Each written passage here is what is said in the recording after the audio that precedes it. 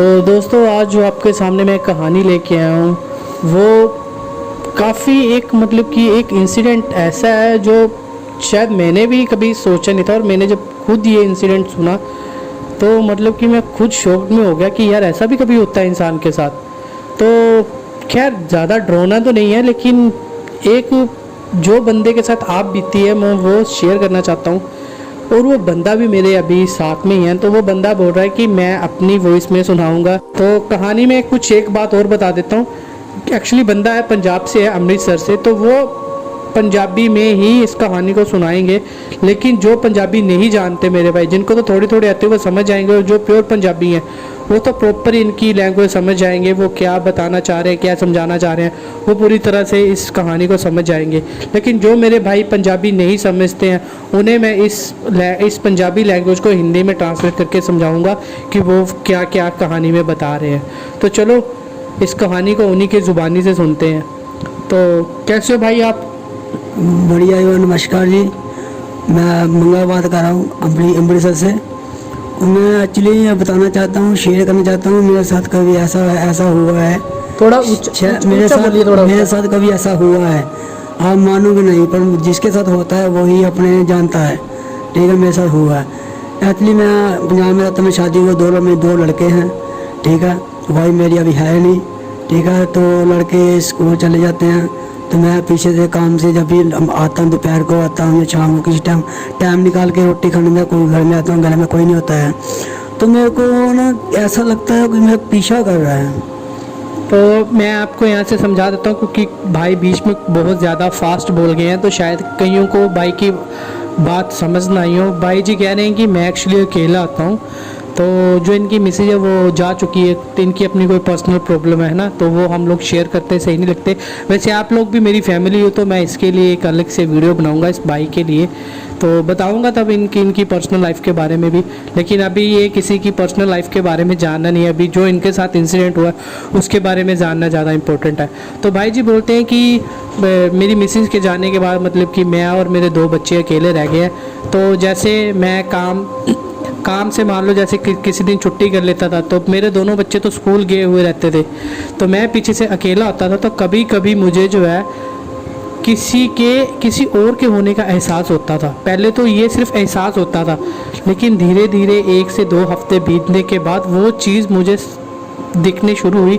वो भी क्या, एक दिन मैं चाय बना रहा था अपने रूम पे, तो इनको क्या लगता है कि जैसे ये अपने किचन में चाय बना रहे थे, जब ये जैसे ये अपने रूम में एंटर होते हैं चाय बनाकर, तो इन्हें ना अपने बेड पे बंदा दिखाई देता है, सिर्फ कितने से 1 से 2 सेकंड के लिए। और जैसे ये पलक झपकते हैं तो बंदा गायब। तब उसको ये पूरी तरह से उस बंदे का चेहरा देख नहीं पाए थे। तो ये आगे आपको और बताएंगे, फिर मैं आपको इस कहानी में आगे इस कहानी को एक्सप्लेन करता हूँ। वो एक्चुअली इसलिए मैंने कहा ये मेरा दिल का वहम होगा या दिमाग का वहम होगा। एक्चुअली जो हम सारी देर सोचते रहते हैं दिमाग में रहता है, रात को जब सोते सपना आता है ना, मैंने कहा मेरा वहम होगा दिल का, कोई बात नहीं, छोड़ो। तभी मैं 2-3 दिन फिर बीत गया। फिर एक दिन फिर ऐसा हुआ। फिर मैं चाय पी रहा अंदर बैठा था, मेरे दरवाजे के अंदर कोई आया मेरे पास से, और दीवार में घुस गया। मैं फिर डर गया, मैं कहा क्या हो रहा है, कौन गया, कोई देखा, बाहर निकले देखा कोई नहीं, ऊपर गया कोठे कोई नहीं। मैं कहा मैं अकेला बैठा है, कौन गया, मैं टेंशन नहीं। तो भाई बोलते हैं कि मेरे साथ 2-3 दिन तक कोई किस्सा नहीं हुआ, लेकिन 2-3 दिन के बाद फिर मतलब मैं जैसे अपने रूम से चाय बना के आया, तो भाई पेंट का काम करते थे ये बीच में, क्योंकि इनका अपना काम है तो ये कभी कभार छुट्टी कर लेते हैं। तो मतलब कि इन्होंने 3 या 4 दिन बाद इन्होंने छुट्टी की दोबारा वापस से। तो ये घर पे अकेले थे, तो बच्चे स्कूल गए हुए थे, तो ये वापस से चाय बना के अपने रूम में आते हैं। सुबह का टाइम होता है 9 से 10 बजे के बीच। तो ये अपने रूम में बैठे होते हैं, तो क्या होता है कि बिल्कुल मतलब कि बंदा ना एक इनके कमरे में एंटर करता है इनके ही सामने, और आके इनके बेड पे बैठ जाता है। तो इनको लगता है कि शायद कोई बाहर से आदमी आया, क्योंकि फर्स्ट टाइम तो उन्होंने उस बंदे की शक्ल नहीं देखी थी, लेकिन इस बार उन्होंने उस बंदे की शक्ल देख ली थी कि हल्की हल्की दाढ़ी थी लड़के के। वो लड़के के जो कपड़े थे वो फटे हुए थे पूरी तरह से, मतलब कि हल्के कहीं कैसे जैसे फटे होते हैं ना कपड़े जैसे, तो वैसे फटे हुए थे कपड़े। जैसे पैंट उन्होंने डाली थी, पैंट फटी हुई थी, शर्ट फटी हुई थी। तो उन्होंने इससे तो इन्होंने बड़ी हिम्मत करके पूछा, भाई तुम कौन हो और कैसे मेरे रूम में आके ऐसे बैठ गए। वो बंदा कुछ भी नहीं बोलता है और उठता है और सीधा दीवार के अंदर जाता है और दीवार के अंदर घुस जाता है वो बंदा। और जो ये भाई साहब होते हैं, ये उस इंसिडेंट को देख के अंदर तक कितना घबरा जाते हैं, डर जाते हैं कि ये क्या हो गया 1 मिनट में। मतलब कि मैंने तो पहले तो मुझे सिर्फ बंदा दिखाई देता था, अब तो मैंने बंदे को देख लिया, लेकिन ये बंदा जीता जागता, क्योंकि उसमें तो ऐसा तो कोई था नहीं कि कोई भूत है या उसकी शक्ल कोई ड्रोनी थी, ऐसा भी कुछ नहीं था। तो ये सोचते हैं कि एक जीता जागता आदमी ये कैसे दीवार में घुस गया। तो उन्हें ना थोड़ा डाउट होता है कि शायद इस घर में कुछ तो नहीं है ना। तो ये इसी बारे में ना आगे सोचना शुरू कर देते हैं कि इनके साथ ऐसा क्यों हो रहा है। तो आगे ये बताते हैं, फिर आगे की कहानी जो है मैं आपको आगे एक्सप्लेन करता हूँ। फिर ऐसा फिर उसके बाद फिर 2-4 दिन में फिर ऐसा मेरे साथ होता गया। फिर मैं बच्चों को बताया नहीं, बच्चे छोटे हैं, मेरे को बताऊंगा जो बच्चे मंड लेंगे, ठीक है, उसको बताना पर मैं सही नहीं समझता था। मैं अपने दिल में रहता रहा, बात जो भी होती ऐसे मेरे को मिलता रहा, हफ्ता 15 दिन मिलता रहा। एक दिन एक्चुअली मैं अभी रोटी पानी खा के ना, मेरे पास में पटरी है लैंड की, तो मैं शौक है मेरे को खाली सिगरेट पीने का और कुछ नहीं। तो मैं जहाँ पटरी पर गया रोटी पानी खा के, मैं तो सच्ची सिगरेट पी के आता यार। और मेरे को ऐसे चांस हो चुके थे, तो मैं दिमाग। तो भाइयों ये बता रहे हैं कि 2-4 दिन तक कुछ नहीं हुआ, लेकिन वही बोलते हैं ना कि बंदे के सामने जब ऐसी सिचुएशन खड़ी हो जाए, इतना कुछ हो जाए, तो वो बंदा पहले ही वो बोलते हैं ना कि उसको क्या बोलते हैं कि पहले ही मतलब कि सदमे से बाहर नहीं निकला, क्योंकि वो भाई साहब इतने सदमे में जा चुके थे। तो अब वो एक्चुअली वो ना वो रेंट के मकान पे रहते हैं। अगर वो अपने मकान मालिक को कुछ ऐसा बोलते तो वो बोलते कि हाँ ये हमारे घर को बदनाम कर रहा है। तो उन्होंने किसी को कुछ नहीं बताया। ये एक्चुअली ये भी पीरों को बहुत ज़्यादा मानते हैं, और जो मेरे पंजाबी भाई सुन रहे हैं उनको पता है कि पंजाब में पीर फकीरों को बहुत ज़्यादा मानते हैं। तो ये चिराग तो ये जलाते थे डेली, तो इन्होंने छोड़ दिया उन पे कि कोई बात नहीं, जो होगा देखा जाएगा। मरना है तो एक दिन मरना तो है ही है, अगर मरना होगा तो भाई मर जाएंगे, अगर इसी मखलूक के हाथों लिखा होगा।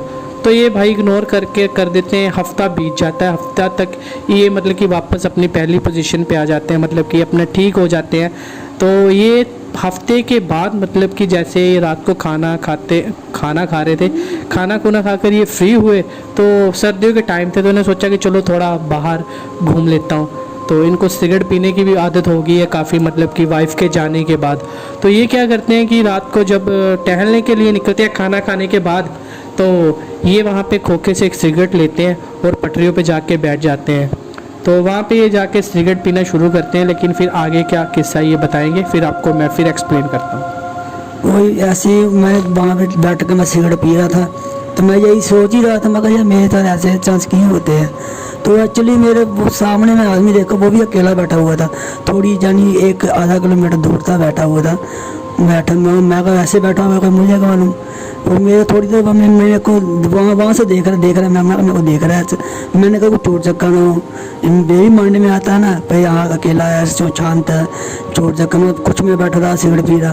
और थोड़ी मेरे पास आके बैठ गया, तब अंधेरा था, मुझे शक्ल नहीं आई। तो माड़ी उसने बोला, जब मेरे पास बैठा ना, तो मैंने उसका चेहरा देखा, मैं एकदम डर गया। मैं कहा ये तो वही इंसान जो मेरे सामने आता है, घर में आता था, मुझे दिखाई देता था। मैं वहाँ से कुछ नहीं बोला, जिसका जवाब नहीं दिया, मैं घर भाग गया। मैं कहा यार, तो ये बोलते हैं कि मैं जब पटरी पे बैठा था, सिगरेट पी रहा था, तो एक्चुअली आधा किलोमीटर तो बहुत दूर की बात है, इन्होंने ज़्यादा बोल दिया शायद। अभी ये थोड़ा स्टोरी बताने में नर्वस हो रहे हैं, तो मैं आपको बताता हूँ। जैसे 10 से 15 मीटर की दूरी पे इनको एक इंसान बैठा दिखाई दिया, क्योंकि आपको भी पता है पटरियों पे मोस्टली अंधेरा रहता है। तो ये उस बंदे की शक्ल जो थी वो साफ से क्लियर नहीं देख पा रहे थे। तो ये सिगरेट पी रहे थे, तो बंदा वो भी सिगरेट पी रहा था। तो वो बंदा धीरे धीरे इनके पास आना शुरू होता है। ये समझते हैं कि कहीं चोरू चक्का ना हो, क्योंकि आपको पता है सर्दियों के टाइम पे बहुत कम लोग बाहर निकलते हैं। तो मुझे तो चलो पीने का शौक था सिगरेट, तो मैं बाहर निकल के आ गया। तो जैसे वो बंदा इनके पास आता है, पूछता है भाई साहब आप इतनी ठंड में इधर बाहर क्या कर रहे हो। तो ये बोलता भाई तुम कौन हो। जो ये भाई साहब है, ये उस बंदे से पूछते हैं कि भाई साहब आप कौन हो। तो वो कहता है नहीं भाई साहब मैं बस आपका पड़ोसी हूँ, तो मैं बस ऐसे ही आया था खाना खा के बाहर, खाना खा के मतलब कि बाहर ऐसे टहलने के लिए आया था, तो सोचा सिगरेट पी लूँ। तो ये सोचता है कि यार मैं भी तो इन्होंने सोचा मतलब दिल में कि मैं भी तो यही सोच के बाहर आया था कि चलो बाहर जाके सिगरेट पी लूँ। तो उन्होंने सोचा खैर सेम भी हो सकता है, सेम थॉट्स भी हो सकते हैं, ज़रूरी थोड़ी है हर बंदे के थॉट सेम भी हो सकते हैं। तो उन्होंने सोचा हाँ भाई सेम, मैं भी खाना खुना खा के फ्री हुआ था, तो मैंने सोचा चलो बाहर जाके टहल लूँ। तभी मेरा सिगरेट पीने का मन किया, तो मैं सिगरेट लेके इधर पटरियों में बैठ गया पीने। तो फिर उन्होंने कहा कि ये भाई साहब बोलते हैं कि यार मुझे लेट हो रहा है, तो मैं घर के लिए जा रहा हूँ, तो मेरे बच्चे भी अकेले हैं। तो भी वो बंदा ना इनका हाथ पकड़ लेता है, कहता है भाई मुझे भी तो साथ में लेके चलो। वो कहता है भाई मैं क्यों साथ में लेके चलो, तुम अकेले भी तो जा सकते हो, तुम कौन सा बच्चे हो। तो वो बोलते नहीं भाई हम साथ में चलते हैं क्योंकि मैं आपका पड़ोसी ही हूँ। तो जैसे ही वो पटरियों से दोनों उठते हैं, तो उठते जैसे ना आगे स्ट्रीट लाइट लगी होती है, जो रोड पे स्ट्रीट लाइट होती है ना वो लगी होती है। जैसे ही लाइट्स के पास पहुँचते हैं, तो जैसे ही ये भाई साहब उस बंदे का चेहरा देखते हैं, तो वो चेहरा पता कौन होता है, वो वही चेहरा होता है जो इनके घर में जो इनको वो आदमी दिखाई दिया था, जो दीवार में चला गया था। ये उसका चेहरा देख के इतना शॉक्ड हो जाते हैं, उस भरी ठंड में भी ना इनको पसीना आने लगता है। और ये हाथ छुड़ाने के लिए दूसरा हाथ जैसे ही उठाते हैं, लेकिन ये अपना हाथ उठा नहीं पाते हैं, ये जैसे जम से जाते हैं डर के मारे। और इनकी आंखें वैसे बस खुली रहती हैं डर से, इनका गला सूखने लगता है। तभी ये पता नहीं पीरों का नाम लेते हैं, तो इनका शरीर थोड़ा हल्का आता है, और ये उसका हाथ पकड़ के ऐसे झटका देते हैं ना, ऐसे हाथ झटका के ये दौड़ते दौड़ते अपने घर की ओर आ जाते हैं। और आगे सुनते हैं आगे इनके साथ क्या हुआ। तो आगे आपके साथ क्या हुआ? वो आ गया थे, मैंने घर पे आया, घर में बच्चों को मैंने बोला नहीं, बताया नहीं, ठीक है। थोड़ी देर बच्चे डरेंगे तो क्या बताना है। मैं आके छात बैठ गया, फिर हमारा टीवी देखने लगा, अपना मोबाइल जो चलाते हुए चलने लगा। रात को फिर बच्चे जो सो गए, मैं अकेला लेटा था। रात को मुझे नींद कम ही आती है, 12 1 2 मेरे को बज जाता है, ठीक है। मेरे पास 1 1:30 बजे मेरे पास आ, फिर मेरे को लगा, बोलता मेरे पास ही, अब मेरे पास ही खड़ा हो गया, मेरे जहाँ लेटा था मेरे पास। बोलता है भाई साहब क्या हो गया, मेरे को अकेला छोड़ के आ गए। मैं फिर डर गया, मैं कहा भाई। तो ये बोलते हैं कि फिर रात को जब मैं अपने घर पे आया, तो मैंने ये बात अपने बच्चों से नहीं की, क्योंकि बच्चे हैं ना, आम सी बात है कि अगर बच्चों के साथ मैं कुछ ऐसा बोलूँगा तो वो तो पहले से बच्चे हैं, तो वो डर जाएंगे ये बात सुन के। तो वो जब खाना वगैरह ये बच्चे खा के फ्री हो चुके थे उस टाइम पे वो भी, तो ये क्या करते हैं अपने फटाफट में पीरों के पास जाते हैं, उनके आगे माथा टेकते हैं और अपने घर में जो मतलब कि ऐसे गंगा जल का छिड़काव कर देते हैं। इन्होंने मेरे को वैसे ये पूरा इंसिडेंट बता रखा है, तो ये बीच बीच में बातें भूल रहे हैं, तो वो मैं आपको बता रहा हूँ, क्योंकि मैंने पहले बोला कि अगर ये कुछ मिस भी कर देंगे तो मैं उस चीज़ को मैं पूरा कर दूँगा, क्योंकि इनका फर्स्ट टाइम है। तो ये ऐसे ऑन रिकॉर्डिंग बोल रहे हैं, तो मैं बता रहा हूँ। तो ये बीच में बताना भूल गए थे, इन्होंने अपने घर पे मतलब कि ऐसे फूका हुआ पानी बोलते हैं ना पीरों की भाषा में, वो भी उसका छिड़काव किया घर पे। और ये वापस से ना अपना मतलब कि कंबल ब्लैंकेट या रजाई वो लेके सो गए। तो इनको क्या लगा कि तकरीबन 12:30 बजे के बाद इनको महसूस होता है कि इनके पास कोई खड़ा है और इनकी रजाई को ना बार बार पैरों की तरफ से खींच रहा है। तो इन्होंने पहले तो इग्नोर कर दिया, क्योंकि बच्चे भी, तो इनको लगा कि शायद बच्चे छेड़खानी कर रहे हैं। जैसे तो आपको पता है बच्चे मतलब कि वो शैतानियाँ बहुत करते हैं ना, तो बच्चे थोड़े शरारती होते हैं, तो उनको लगा कि शायद बच्चे शरारत कर रहे हैं। तो ये बच्चों को बोलते हैं यार क्या तुम दोनों क्या कर रहे हो, क्यों नहीं सो रहे हो तुम लोग, तुमको नींद नहीं आ रही है क्या? तो ये बच्चों को इस तरह से डांट देते हैं। तो बच्चे बोलते हैं पापा हम तो सो रहे हैं। तो जब ये ऐसे देखता है कि इसके बच्चे तो इसके मतलब कि जैसे डबल बेड होता है ना, एक बेड पे ये सो रहा है, दूसरे बेड पे बच्चे देखता है कि बच्चे तो बेड पे दोनों सो रहे हैं, तो ये मेरे कौन खींच रहा है। तो क्योंकि इनको भी ये जो महसूस हुआ, तो वो जो इनको फील हुआ वो भी नींद में इनको हुआ, तो इन्होंने लगा कि शायद वहम होगा मेरा, तो ये वापस से सो गए। तो इनके पास आके ना कोई बंदा खड़ा हो जाता है और इनके ना सर से, इन्होंने जैसे मुंह ढका था, तो इनके ना सर से रजाई को ना कोई उठा देता है। तो इनको बंदा दिखाई देता है साफ साफ, उसका ना चेहरा, आपकी बात, उसका जो चेहरा था ना वो पूरा वाइट कलर का था, पूरा वाइट कलर का। और जो उसकी हल्की हल्की जो दाढ़ी थी ना वो भी पूरी वाइट हो चुकी थी। तो आंखें इसको इनको ना लाल दिखाई दे रही थी, हल्की हल्की जैसे लाइट शो कर रही थी आंखों में। तो ये काफ़ी ज़्यादा डर जाते हैं और ना ये कुछ बोल नहीं पाते उनको देख के। जैसे वो होता है ना, वो क्या बोलते हैं उसको, जो रात को सोते एक बंदा मतलब कि कोई सपना देख लो तो एक दबाव पड़ जाता है ना बॉडी को, तो इसी तरह से ना इनको दबाव पड़ गया। ये ना मतलब कि ना तो अपने को हिला पा रहे थे, ये बिल्कुल हिला नहीं पा रहे थे, और उनकी बॉडी पूरी रजाई में पूरी पसीनों पसीन हो गई थी। तो वो सिर्फ एक बात इनको बोलता है कि भाई क्या हुआ, आप तो मुझे छोड़कर ही आ गए, मैंने भी तो अपने घर की तरफ ही जाना था, आप मुझे छोड़ के क्यों आ गए इस तरह। तो आगे इनके साथ क्या हुआ ये फिर बताएंगे। तो आगे आपके साथ क्या हुआ? अगर चलिए उसने वो यही बोला छोड़ के आगे। मैं कहा भाई साहब आप तो आप, मैंने अपने घर आना था, आप अपने घर जाओ, मैं थोड़ी जा जाऊँगा। कहते ऐसे जो पड़ोसी होते हैं, कहते भाई होते हैं, फिर तुम भी इसी गली में आना, मैंने भी इसी गली में आना है। तो मैंने सुबह भी पूछा मोहल्ले से ऐसा कोई आदमी रहता था, अरे यहाँ तो कोई नहीं आदमी रहता था मोहल्ले में। मैं कहा 1 साल पहले या 2 साल पहले कभी भी रहता था। कहता ऐसा आदमी यहाँ रहता नहीं था ये होलिया का। मैं फिर उसी ने मैं अपने मेरा डर गया। मैं कहा मोहल्ले बोलते नहीं रहता नहीं था, ये बोलता मैं मोहल्ले में रहता था, पड़ोसी हूँ। अच्छा मुझे डोट होने लगा। मैं कहा ये कैसा चक्कर है मेरे थे, साला मेरे साथ ऐसा क्यों होता है यहाँ। तो फिर एक दिन सो गया, फिर मेरे पास आया। मैं उसको पूछा भाई साहब मेरे पास क्यों है, मेरे को तो क्यों दुखी कर रहे बताओ। कहता मैं दुखी नहीं कर रहा हूँ, मैं एक्चुअली मैं ऐसा आदमी था, मैं सही था, मैं अपने काम करता था। तो कुछ मेरे को लोग ऐसे मिले हैं, मुझे लोग ऐसे मिले थे मेरे को, और मैं अपने दिमाग में टेंशन रहता था। तो एक दिन मैं अपने घर में ना कोई बिजली का काम कर रहा था, ठीक है, बिजली का काम कर रहा था। तो एक्चुअली मेरे घर में कोई नहीं था, सब मेरे रिश्तेदार शादी में गए थे। तो मैं एक्चुअली घर में बिजली का काम करता मारा मोटा। तो मेरे को ना झटका लगा, मैं अपने घर के अंदर ही ना जानी ख़त्म हो गया, ठीक है। मेरे रिश्ते दूर गए थे, दिल्ली में गए थे, घर में अकेला था, ठीक है, अकेला मकान था। तो मैं 2, 3, 4 दिन अपने कमरे में ऐसे पड़ा रहा, 2, 4, 5 दिन कमरे में पड़ा रहा। मैं घर वाले दूर गए थे 4 दिन, घर में कोई है नहीं, घर मेरा अकेला था, यहाँ मैं रहता था, ठीक है। तो मैं जो मान बदबू होने लगी, बोलते जो ताला बंद घर खुला है, अंदर बदबू को आ रहा है। और उस लोगों ने देखा आगे तो मेरा शरीर है जो फूला हुआ था, बहुत यानी बहुत बदबू आ रहा था, जल चुका जैसे जहाँ जो कीड़े चक्कर थे मेरे को खा रहे थे, ठीक है। तो मेरे घर वालों ने फोन करके बुलाया, घर वालों को बुलाया फ़ोन करके, भाई ऐसे आए, तुम्हारा बेटा था वो बदबू आई, तभी हमको मालूम पड़ा है, हम आए। तो हम घर वाले मेरे आए थे फटाफट, इस चक्कर में फिर घर वाले आए, वो जान के कैसे हुआ कैसे नहीं हुआ। इसलिए मैं तुम्हारे पास आया हूँ, मेरे यहाँ मेरा घर है, उसको बताओ। मतलब वो बताने आया था कि कैसे क्या हुआ, गति नहीं हुई। हाँ गति नहीं हुई है, पर उसको अपने घर वालों को बताना चाहता हूँ, पर मैं तो मर चुका हूँ, मैं आकर बता नहीं सकता।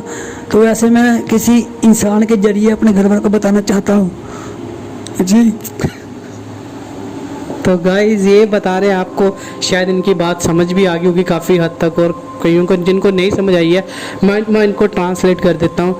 तो ये बताते हैं कि उस रात के बाद ये काफ़ी ज़्यादा मतलब कि डर चुके थे। तो इन्होंने उस रात को ही सोच लिया था कि अब मुझे मतलब कि इनकी नींद तोड़ चुकी थी, ये सोए नहीं उस दिन पूरी रात। तो इन्होंने सोचा कि मैं अभी जाके मतलब कि सुबह ही पता करूँगा कि ये क्या चीज़ है और क्यों ऐसा कर रही है, कि शायद इस घर में तो कुछ तो नहीं है।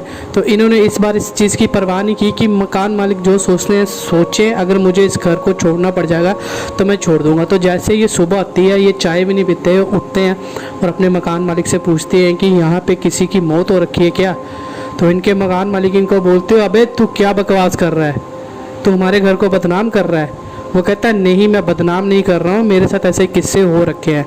तो वो बोलते हैं कि तू क्यों झूठ बोल रहा है, ऐसे यहाँ पे तो ऐसा कोई किस्सा ही नहीं हुआ है, हमें 3 साल तकरीबन इस घर में रहते हुए हो गए हैं, हमने ये घर खरीदा था किसी से, तो लेकिन उसने तो ऐसा कुछ नहीं बताया। तो इतने में इनकी बहस हो जाती है, ये सोचते हैं कि शायद ये मुझसे कुछ छुपा रहे हैं। तो वो ये सोचते हैं कि ये तो बताएंगे नहीं, क्योंकि कोई भी बंदा ये नहीं चाहेगा कि उसका घर बदनाम हो। अगर एक बार घर में बदनामी होगी तो वहाँ पे कोई भी किराएदार रहने ही नहीं आएगा भाई, सीधी सी बात है, आम सी बात है भाई। अगर उन किराएदार की मकान मालिक की जगह मैंने अपना घर किराए पे दिया और मेरे घर पे ऐसा कुछ भी हो तो मैं तो भाई साफ ही मना करूँगा। मैं ये थोड़ी चाहूँगा कि मेरे घर पे कोई रहने ही ना आए, है ना। तो मेरा घर तो अक्सर भूत बंगला बन के रह जाएगा। तो वो भाई क्या करते हैं कि आसपास के जो गली मोहल्ले के आस पड़ोस होते हैं उनसे पूछना शुरू कर देते हैं कि भाई यहाँ पे ऐसे ऐसे कोई मरा था क्या, कि मतलब कि क्या हुआ था, मतलब कि ऐसे कोई मरा था। तो वो पूछते हैं कि भाई आप ऐसा क्यों पूछ रहे हैं, तो वो बोलते हैं कि यार मेरे साथ ऐसे ऐसे इंसिडेंट हुआ। पहले तो सिर्फ बंदा मुझे दिखाई देता था, लेकिन उस बंदे को सिर्फ मुझे मतलब कि एहसास कराता था, फिर धीरे धीरे बंदा मुझे दिखाई देना शुरू हुआ। अभी हफ्ता पहले वो बंदा मेरे को पटरियों पे मिला, जिस बंदे को मैं देख रहा था हफ्ते 2 हफ्ते से लगातार महसूस कर रहा था, उस बंदे को मैंने देखा। और रात को तो बंदे ने हद ही कर दी, मतलब कि मेरे पास उसका उस सारा हुलिया उस आदमी का बता देते हैं ये भाई साहब कि ऐसा ऐसा उसका हुलिया था। तो कहते हैं उस हुलिये को देख कर तो मैं काफ़ी ज़्यादा डर गया, तो मैं तो रात भर सो नहीं पाया हूँ। तो प्लीज़ यार अगर कोई कुछ चीज़ है तो मुझे बताओ, ताकि मैं इस घर को छोड़ दूँ। तो यही सबके बाद जो होते हैं भाई साहब, ये सारा दिन यही सोचते हैं कि यार मैं क्या करूं, क्योंकि एक तो रात होने वाली थी।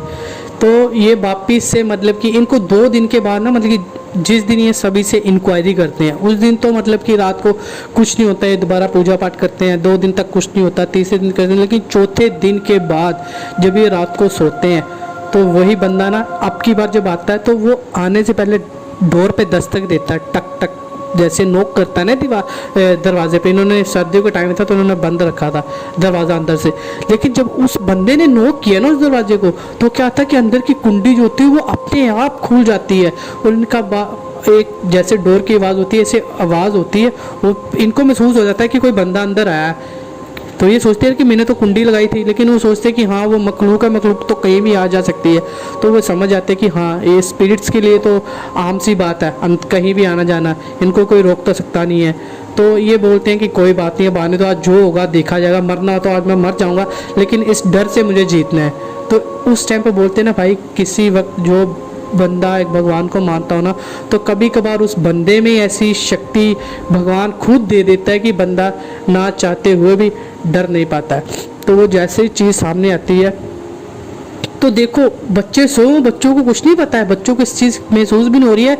जैसे उस स्पिरिट्स ने उन बच्चों को महसूस कराना बंद कर दिया, जैसे बहरा बना दिया हो कि बच्चों को कुछ सुने ना।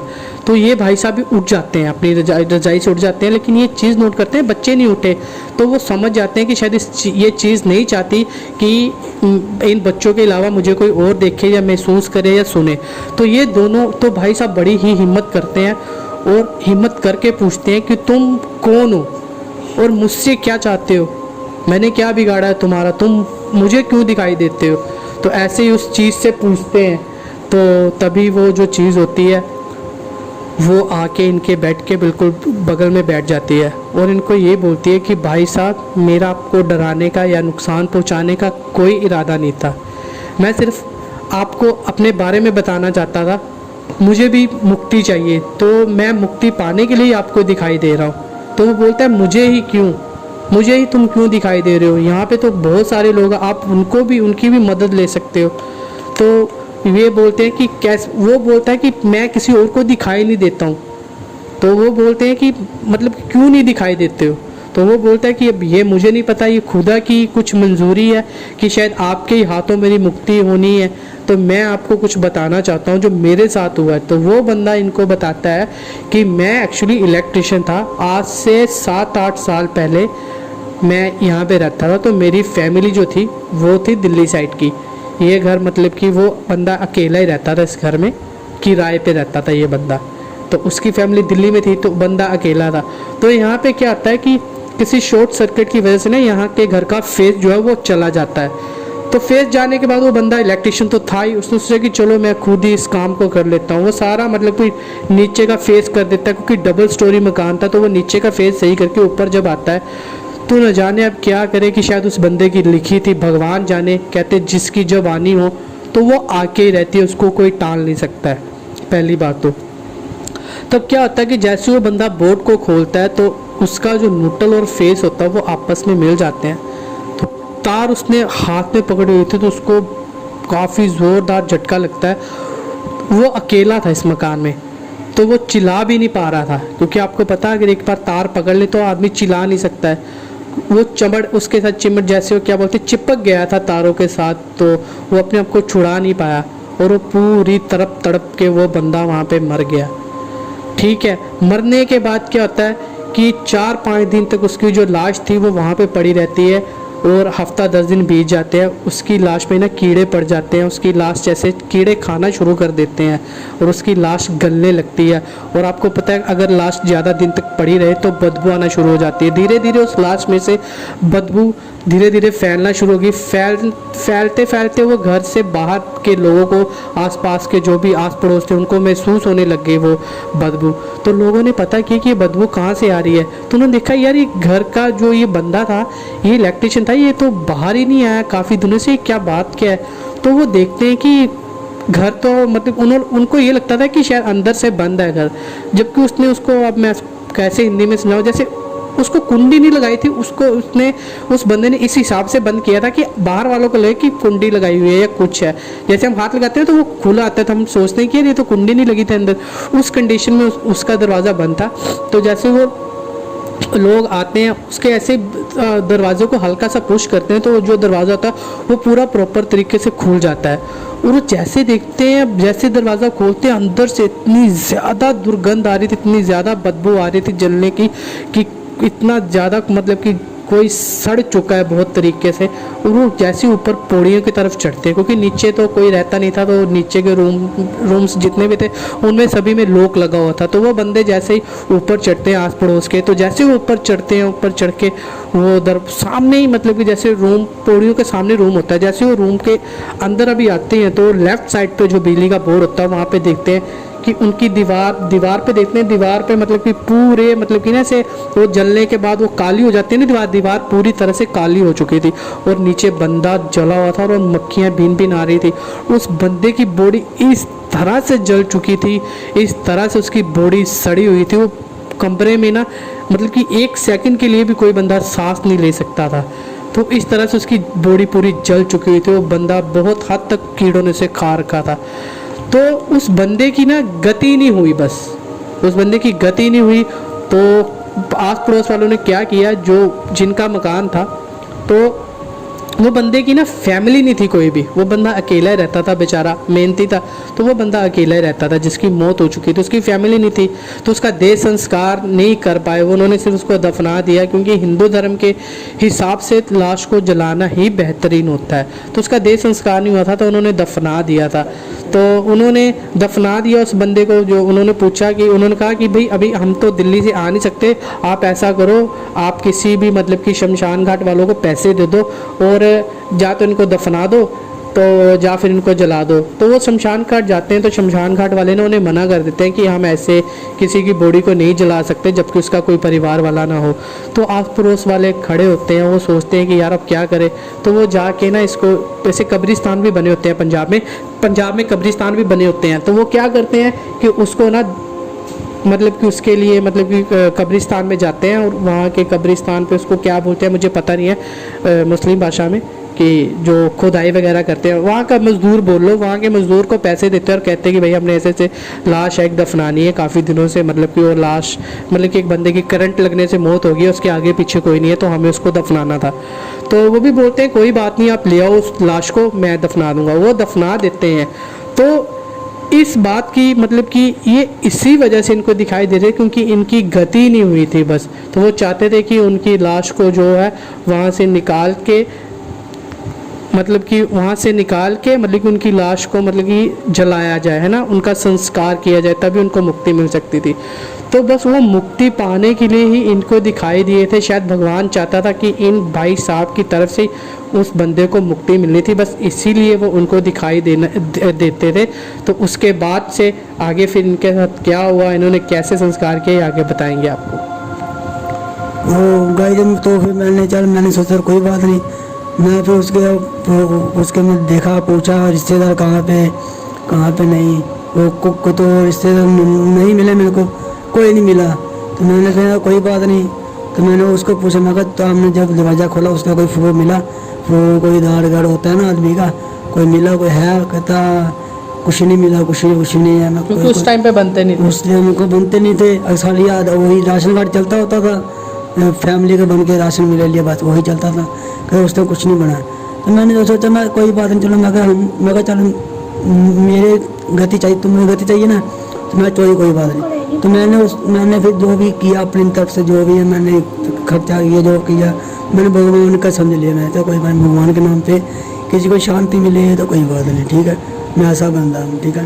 तो मैंने फिर भी चलो मैं पुरुषों कहाँ दफनाया, मैंने बोला जो चीज़ मोहल्ले वाले मोहल्ले वो तो नहीं भाई हम नहीं जाएंगे, और साहब मना कर दिया। तो मैं अकेला रहा, मैं अकेला क्या करूँगा। फिर एक दिन फिर मैं इस रात को लेटा, फिर आया फिर मैं उसके सारा बैठ के मुझे पूछा कैसे करूँ, कैसे मोहल्ले में साथ में नहीं जा रहे हैं, नहीं जाते। उसने मुझे बताया है, उसका मामा रहता था एक, उसने मेरे को एड्रेस बताया। फिर और ये दिल्ली में जाके, दिल्ली में बने थे लाल किला है, लाल किले के पिछली साइड एक छोटा सा शहर है वही, उस शहर में उसने बताया ये मकान, मामा से मकान। मैं फिर जब दिल्ली गया, मैं बोला तुम्हारा कोई, कहता हाँ मेरा बेटा है एक, ठीक है, मैं वो अब पंजाब में रहता है। तो मैंने उसको फिर जाके बताया भाई तुम्हारा बेटा ऐसे ऐसे ऐसे एक बात ऐसे, यानी रोने लगे मामा उसके बहुत है। फिर भी तो मैं कोई बात नहीं, तो मैं उसको लेके गया, फिर उसकी मैं कौन से जहाँ दफनाया था वहाँ पे लेके गया। उसने फिर लाश को निकाला, लाश तो हड्डियाँ रहेगी थी कभी, है ना। फिर उसके बाद तो फिर मैं गली वाले बोलते रिश्ते कोई नहीं, कहता ऐसा कुछ नहीं है, मैं मामा अकेला मामा ही रहता हूँ, बाकी कोई नहीं। मतलब उस चीज़ ने बताया नहीं था, उसने बताया नहीं था पहले को, ना उसने जब जिंदा था ना उसने गली वाले को बताया मेरा कोई है, उसने बोला मेरा कोई नहीं है। आदमी आप बोल देता है, जैसे रिश्तेदार नहीं पूछते हैं, जैसे मैं ही लगा लो, मैं ही बोल दूंगा मेरे रिश्तेदार कोई नहीं है, मेरे को पूछते नहीं है और बुलाते नहीं, मैं यही बोलूँ मेरे रिश्तेदार कोई नहीं, अकेला है। ऐसे लड़की ने मोहल्ले को बताया था मेरा कोई नहीं है, उसका अकेला मामा था मिला। उसने बताया मेरे को याद आता, मैं गया उसके मामे को लेके आया, तो गया वहाँ जहाँ जिसने दफनाया था, तो उस मांस तो गल गया, सारी हड्डियाँ रह गई थी उसमें, ज़मीन दफनाने में तो हड्डी रह जाएगा, सारी हड्डियाँ मिलियाँ, जैसे उसने निकाला हड्डियाँ, और पैर पे हरिद्वार गया साथ मेरे, सब उसका करके रोटी पानी सब करके फिर उसी टाइम जब फ्री हो गए फिर मैं सो गया। फिर रात को मेरे पास आ गया था। आपका बहुत बहुत धन्यवाद।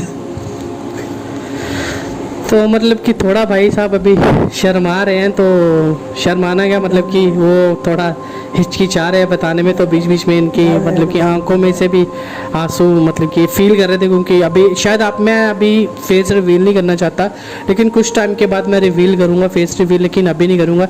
जब मुझे लगेगा कि हाँ फेस रिवील करने का टाइम है, जब मेरे अच्छे खासे सब्सक्राइबर हो जाएंगे, उस टाइम पे मैं अपना फेस रिवील करूँगा, और फिर मैं फेस रिवील करके ही वीडियो बनाया करूँगा। लेकिन अभी रिकॉर्डिंग वीडियो चल रही है, तो मैं आगे की कहानी बताता हूँ। तो जैसे एक्चुअली क्या हुआ कि इन्होंने पूछा कि यार मेरे साथ तो मतलब कि कोई चल नहीं रहा है ना, मतलब कि मेरे साथ कोई भी नहीं चल रहा है। मतलब कि इन्होंने आस पड़ोस के बंदों को बोला कि भाई आप मेरे साथ चलो, तो मतलब कि मैंने संस्कार करना है ऐसे, जो बंदा यहाँ पे रहता था। तो वो बंदे साफ मुकर जाते हैं, कहते हैं हम भाई नहीं जाएंगे, और ऐसा तो कुछ हुआ नहीं। कहते नहीं आप मानो ना मानो, लेकिन मेरे को किसी चीज़ ने बता दिया। वो कहते ऐसे कैसे बता दिया, तो उन्होंने उस बंदे का नाम भी अपना उस बंदे का नाम बताया जिसकी डेथ हो चुकी थी। तो उस बंदे का नाम नाम सौरभ था, जिसकी डेथ हो चुकी थी। जो बंदा सौरभ, क्योंकि वो कवारा लड़का था, उसकी मैरिज भी नहीं हुई थी, वो कवारा लड़का था, तो वो सौरभ नाम का लड़का था जिसकी डेथ हो रही थी। तो इन्होंने मोहल्ले वालों को बोला कि भाई वो सौरभ नाम का लड़का जो यहाँ पे इलेक्ट्रिशियन का काम करता है। तो मोहल्ले वाले सारे सुन के हैरान हो जाते हैं कि इसको कैसे पता कि वो सौरभ था। तो वो मना कर देते हैं, वो कहते हैं भाई देख हमें इससे कुछ लेना देना नहीं है, इसका तो कोई परिवार वाला ही नहीं है, तो हमने तो पहले बहुत मुश्किल से इसको कब्रिस्तान में दफनाने के लिए परमिशन मांगी थी, वहाँ पे लोगों को पैसे देने पड़े थे, तब जाके उन्होंने इसको दफनाने के लिए हाँ की थी। तो भाई अब दोबारा हम इसके चक्कर में पड़ना नहीं चाहते। तो ये बंदा सोचता है कि यार मैं अकेला क्या करूँगा, अगर ये मोहल्ले वाले मेरे साथ नहीं खड़े हो रहे हैं तो मेरे साथ और कौन खड़ा होगा, क्योंकि मोहल्ले वाले इससे पहले उसको जानते थे। तो ये कब्रिस्तान में जाता है, तो वहाँ पे पूछता है कि ऐसे ऐसे करके, मतलब कि एक बंदा आया था सौरभ नाम का, तो क्योंकि जिस बंदे ने दफनाया था वो तो चला गया होता है, वो नौकरी छोड़ गया था। तो ये वो बंदा बोलता है कि भाई हमें तो पता नहीं है, लेकिन हम लवारिसों का नाम भी नहीं लिखते हैं कि किस किस की लाश कहाँ कहाँ दफनाई हुई है। तो कहता भाई हमें पता नहीं है। तो ये भाई उतने निराश ही वापस आ जाते हैं, क्योंकि अब इन्होंने उसका देह संस्कार करना था, तभी उसको मुक्ति मिल पाती। तो ये क्या करते हैं, रात को सो जाते हैं, अभी बंदा फिर वापस से इनके पास आता है, तो वो पूछ बोलता है इनको कि भाई साहब मतलब कि आप कब मेरा संस्कार करोगे, मैं भी मतलब कि बोलते ना योनि से, इस योनि से आज़ाद होना चाहता हूँ, या फिर क्या बोलते हैं और इसको, इस प्रेत योनि से मतलब कि आज़ाद होना चाहता हूँ, है ना। तो वो बंदा इनसे यही पूछता है, तो ये बोलता है कि यार मेरे साथ तो मोहल्ले वाला कोई जाने के लिए तैयार ही नहीं है, तो तुम्हारा, वो बोलते हैं कि तुम्हारा कोई रिश्तेदार नहीं है। तो वो बंदा बोलता है कि मोहल्ले वालों की गलती नहीं है, मोहल्ले वाले ठीक बोल रहे हैं, क्योंकि मैंने उनको कभी बताया नहीं कि मेरा कभी कोई रिश्तेदार है, क्योंकि मैं अपने काम से मतलब रखता था, बिल्कुल आप ही की तरह। मैं फालतू किसी के साथ घुलता मिलता नहीं था, तो मैं अकेला था, मुझे अपने काम से मतलब होता था। तो मैं कभी अपने घर से, काम के आने के बाद अपने घर से फालतू कभी बाहर ही नहीं निकला। मैं तभी बाहर निकला करता था जब मुझे मतलब कि कोई दुकान पे जाना, मैं तभी निकला करता था, ऐसे मैं कभी बाहर नहीं निकला।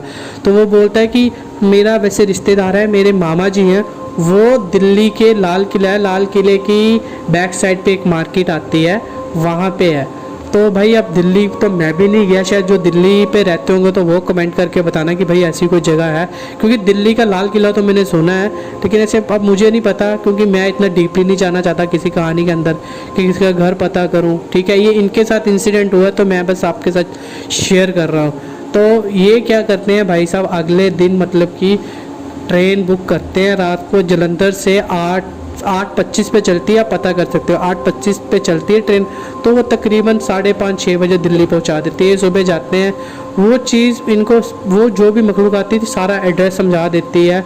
ठीक है, वो सारा कुछ एड्रेस समझा देती है। बंदे के पास पहुंचते हैं दिल्ली, लाल किला उतरते ही कोई उसकी बैक साइड में कोई बस्ती थी, तो वहाँ पे पहुँचते हैं। तो वहाँ पे जाकर उन आदमी से मिलते हैं, तो जो आदमी होता है वो आदमी को बहुत सुन के दुख लगता है, वो रोने लग जाता है, क्योंकि वो उस आदमी का मामा होता है। तो वो बोलता है कि मेरे भांजे का शायद ऐसा होगा, लेकिन मुझे तो ऐसा कुछ पता ही नहीं था। वो बहुत दुख मनाते हैं, बहुत ज़्यादा उनको, मतलब वो अंदर से टूट जाते हैं। तो फिर ये भाई साहब बोलते हैं कि अब रोने से तो कोई फ़ायदा नहीं है, लेकिन पहले तो मैं भी उससे बहुत डरता था, लेकिन जब से उसने मुझे अपनी असलियत बताई है, तब से मैं थोड़ा सा मतलब कि चाहता हूँ कि उसको मुक्ति मिले। वो बेचारा ऐसे ही, उसकी आत्मा जो है वो भटकती रहती है, तो वो मुझे दिखाई भी देता है। तो ये सब सुन के उसके मामा थोड़ा सा ना डर जाते हैं कि यार मरा हुआ बंदा इसको दिखाई देता है, तो कहीं मुझे ना दिखाई दे। यार आम नॉर्मल सी बात है ना, जब कोई आदमी मर जाता है ना, तो मरने के बाद अपना नहीं होता है, हमारे शास्त्रों में लिखा हुआ, उसको बुला देने में ही आसानी होती है। ठीक है, तो वो बंदा थोड़ा उनके मामा जी घबरा जाते हैं, लेकिन वो बोलते हैं कि चलो अब उसका कोई था तो था नहीं, कि मैं ही था, चलो कोई बात नहीं, मैं उसका मतलब कि संस्कार करवा दूंगा। तो ये दोनों जाते हैं यहाँ उस जगह पे जाते हैं। तो ये भाई साहब उनको उसके मामा को अपने साथ ले आते हैं। अगले दिन मतलब कि ये जिस दिन जाते हैं वो वहाँ पे स्टे करते हैं, अगले दिन ये वापस आते हैं। तो उस दिन एक रात को ये वहीं पे स्टे करते हैं, क्योंकि शाम के टाइम ये पहुँचते हैं, वहाँ से मॉर्निंग चलते हैं, तो ये शाम के टाइम वहाँ से 9-10 बजे के पास करीब पहुँचते हैं। तो ये मतलब कि जैसे ही जाते हैं, मतलब कि अपने घर के लिए जाते हैं, तो 9-9:30 बजे के करीब पहुँचते हैं, खाना वाना खाते हैं, सो जाते हैं। तो इनको क्या था, उस टाइम वो चीज़ नहीं आई उस दिन, पता नहीं भगवान जाने क्यों नहीं, लेकिन इनको सपना आया, और सपने में क्या दिखाई दिया, वही कब्रिस्तान इनको दिखाई दिया गया, और वो जगह दिखाई दी गई बीच में से। तो ये तो भूल गए थे, लेकिन मैं आपको रिमाइंड कर रहा था, इनको दिखाई दी गई जगह, क्योंकि काफ़ी मैच्योर बंदे हैं ये है कि थोड़ा इनको रुक के बोलने की आदत है, और कुछ नहीं है। लेकिन काफ़ी इनकी उम्र कम से कम 35 साल उम्र है इनकी, तो 35 साल का आदमी झूठ तो नहीं बोलेगा, है ना। और इतना कोई इंसिडेंट सुनाएगा तो उसके इंसिडेंट में इतनी मतलब कि सफाई नहीं होगी जो सफाई इनकी इंसिडेंट में है। सिर्फ मैं आपको एक्सप्लेन कर रहा हूँ। तो क्या होता है कि इनको जगह दिखाई देती है जहाँ पे मतलब कि उसको दफन किया गया। तो ये सुबह उठते हैं, तो ये जाते हैं, ये सुबह उठते ही पहले क्या करते हैं, यहाँ से चाय पानी पीते हैं और निकल जाते हैं उस कब्रिस्तान की ओर। तो ये उस बंदे को बोलते हैं कि यहाँ पे खुदवाना शुरू करो, जो वहाँ का नया खुदारी होता है, जो खुदाई करता है। तो मज़दूर को बोलते हैं, वो बंदा बोलता है कि भाई ये कब्र किसकी खुदवा रहे हो? कहते हैं ये बंदा अपना ही, आप खोदो। वो कहता है भाई अगर किसी की कब्र हुई तो मुझे जो कब्रिस्तान वाले वो काफ़ी बोलेंगे, काफ़ी मारेंगे। तो वो कहते हैं कि आप करो भाई, हम आपको बोल रहे हैं कि यही कब्र है। तो वो क्या करते हैं कि इनको 500 रुपये दे देते हैं, क्योंकि ये लॉकडाउन के टाइम की बात है, 2018 में शायद लॉकडाउन लगा था, उस टाइम की बात है सर, लॉकडाउन की सर्दियों की बात है। तो इन्होंने क्या किया, उसको पैसे दिया 500 रुपये, उस बंदे ने भी खुदाई शुरू कर दी। तकरीबन 20 से 15 मिनट तक खुदाई करने के बाद इनको ना हल्की हल्की हड्डियां नज़र आनी शुरू हुई, क्योंकि मांस तो वहाँ कहाँ ही बचेगा, है ना भाई, क्योंकि वो बंदा 5-6 साल पहले ही मर चुका है, तो वहाँ उसका मांस कैसे बचेगा, है ना। तो वो जब पूरा 10-15 मिनट और खोदने के बाद उसका पूरा जो होता है वो पिंजर होता है ना शरीर का, वो पिंजर हड्डियाँ बाहर आ जाती हैं। तो उसके मामा आते हैं, वहीं पे ही रोना शुरू हो जाते हैं। बहुत मतलब कि उनको दुख महसूस होता है, वो बहुत ज़्यादा रोना शुरू कर देते हैं। तभी ये भाई साहब उनको हौसला देते हैं कि भाई साहब कोई बात नहीं, वैसे भी वो बेचारा ऐसे भटक ही रहा था, तो चलो आज आपके ज़रिए उसको मुक्ति मिल जाएगी। चलो मैं तो एक ज़रिया था, भगवान ने चलो मेरे ज़रिए उसको मुक्ति दिलवानी थी, लेकिन चलो आपके हाथों भी उसका देह संस्कार करवाना था। तो वो क्या करते हैं कि जाते हैं तो दोबारा वापस से शमशान घाट जाते हैं, तो ये इसके मामा जी का नाम लिखवा देते हैं, आधार कार्ड वगैरह देते हैं, तो उस बंदे का जो होता है वो देह संस्कार कर देते हैं। और इस भाई साहब की मुझे ये बात बहुत अच्छी लगी, ये उसके मामा के साथ उसकी अस्तित्व को भी विसर्जन करने गए थे, गंगा में हरिद्वार गए थे। तो मुझे बहुत अच्छी स्टोरी लगी, तो मैंने सोचा आपके साथ शेयर कर दूं। तो अगले 2 दिन के बाद वो बंदा नहीं आता इनके पास, ये बोल रहे थे कि चलो इनको भुलेखा लग गया वापस से, तो भुलेखा लग गया वापस से उनको, तो उनको सपना आता है, तो वो बंदा सिर्फ इनको स्माइल कर रहा था और सिर्फ हाथ जोड़े खड़ा था इनकी ओर, उनको स्माइल कर रहा था, बस सिर्फ यही इन्होंने सपने में देखा। उसके बाद से इनके साथ ऐसा कोई इंसिडेंट नहीं हुआ। चलो बोलते हैं ना कि अगर भगवान ने किसी को भी किसी किनारे लगाना है, चाहे वो इंसान हो, कोई जानवर हो, कोई स्पिरिट्स हो, कुछ भी हो, सब कुछ भगवान का ही है। भूत प्रेत इंसान जानवर सब कुछ भगवान का ही बनाया है। तो बस वो भी इनके हाथों से मुक्त होना चाहती थी, तो उस मुक्ति के लिए ही जो शायद भगवान ने मतलब कि इनको वो दृष्टि दी कि वो सिर्फ उसको देख सके और उसका मतलब कि देह संस्कार करके उसकी मुक्ति करवा सके। तो दोस्तों ये थी मेरी आज की कहानी। तो गाइस प्लीज़ बताना है कि आपको ये कहानी बहुत ही अगर अच्छी में लगी हो तो प्लीज़ छोटा सा कमेंट कर देना। और हाँ, इस कहानी को ज़रूर पूरा सुने, क्योंकि पूरा सुनने के बाद ही आपको कहानी की समझ आएगी। क्योंकि इस कहानी को उन्होंने अपनी लैंग्वेज में बोला, लेकिन इसको मैंने कोशिश की है कि अच्छे से अच्छे तरीके से इस कहानी को ना मैं आपको एक्सप्लेन करके समझा सकूं। तो मैंने इस कहानी को बहुत ही अच्छे तरीके से एक्सप्लेन करने की कोशिश की है। तो उम्मीद करता हूं कि आपको ये कहानी बहुत ही पसंद आई होगी। प्लीज़ यार एक छोटा सा लाइक कर दिया करो भाई के चैनल को, है ना, एक भाई की कहानी को लाइक कर दिया करो और एक छोटा सा प्यारा सा कमेंट कर दिया करो। और हाँ, अपनी सिटी का नाम ज़रूर लिख दिया करो कि आप लोग कहाँ से हो।